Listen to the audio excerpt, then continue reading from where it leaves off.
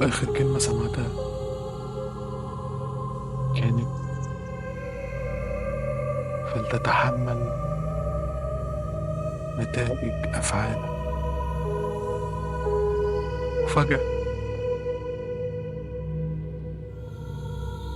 لقيت حد بيخبط على كتفي. ببص جنبي وحواليا، لقيت نفسي أنا في المكتبة لسه.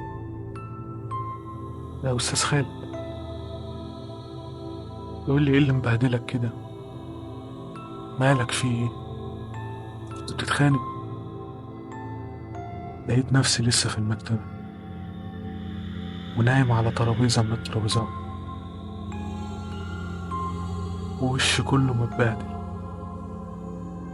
كأني كنت بتخانق مع 100 شخص. قلت له قلت له الكتاب ده لازم يختفي من هنا. قال لي: كتاب ايه ونخفي ايه؟ هو فين الكتاب ده اصلا؟ ببص، ما لقيتش الكتاب، ولا كأن كان ليه اثر اصلا. دورت عليه، ولا كأن ليه اثر.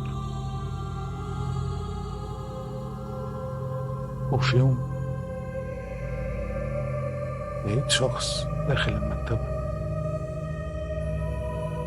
شخص لابس لبس قديم جدا، لبس زي لبس زمن البشوات، لابس طربوش. لقيته جاي بيقول لي: أنا عايز أهدي الكتاب ده للمكتبة. قلت له: مفيش مشكلة، ممكن اسم حضرتك؟ وأنا بسجل اسمه على الكمبيوتر قال لي: أنا اسمي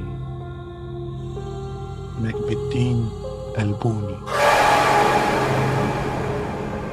جمدت مكاني، قمت عشان أبص عليه تاني، لقيته اختفى.